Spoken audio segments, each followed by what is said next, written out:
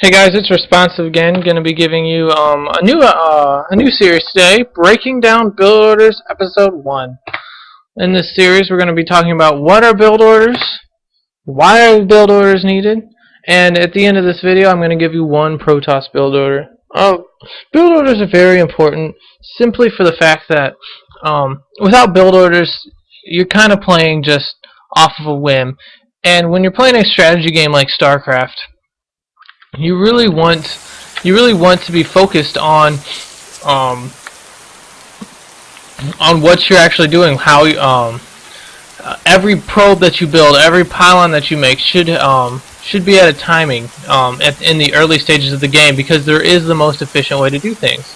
Now there are a few different openings, and in later videos I will be giving you all the different openings that I currently use, that all the build order trends that are currently happening.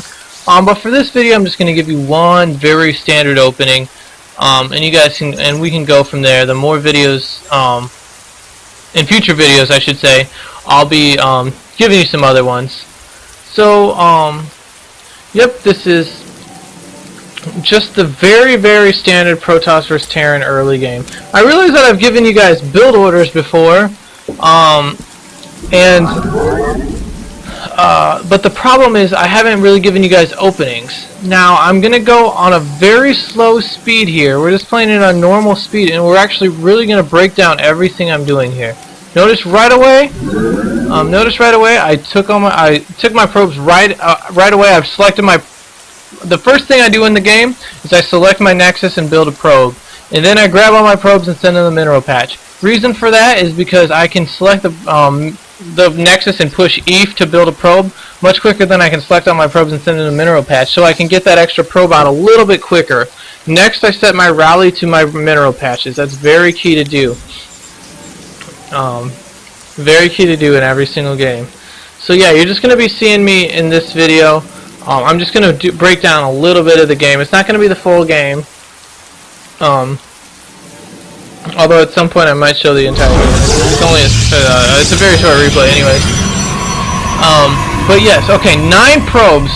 9 probes and I'm building the pylon. The reason I'm building it at 9 instead of, like, say 8 or 10 is because at 9 probes, right when my 9th probe pops and I start that pylon, then I'll have that 10th to still be building. By the time the 10th's done, my pylon will be done and I'll be able to build another probe. If I built it earlier than that, I'm kind of losing minerals.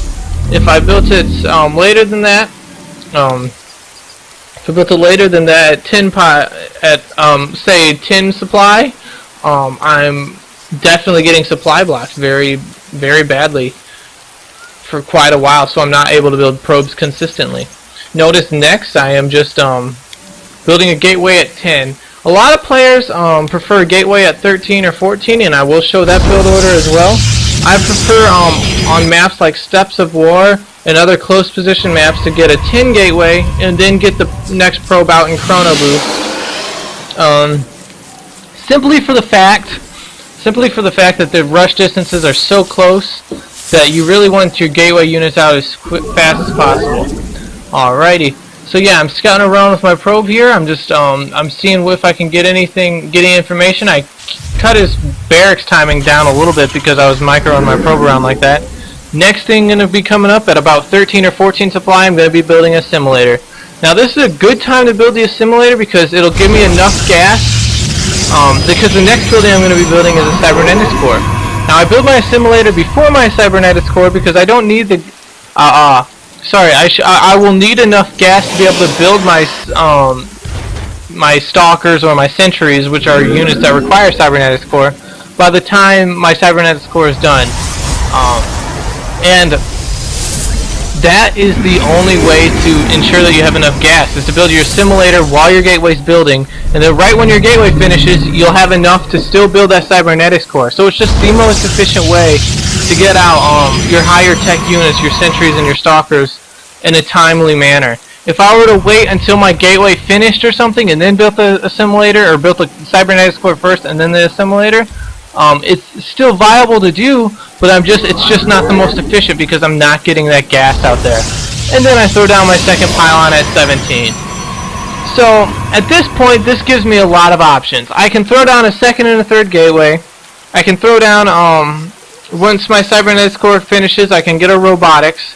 I can even go one gate expansion. I can go Stargate. There's just a million variables of variations of what I can do, and in future videos we will be discussing that more. But for right now, I just wanted to show you guys the main basic thing. We'll get to we'll go a little further in the video here, speed it up to faster speed. Probably go to about when I get my sentry out, or my first stalker out, and then that'll be good. You see, he is taking my second gas, which isn't a big deal, but he is doing it.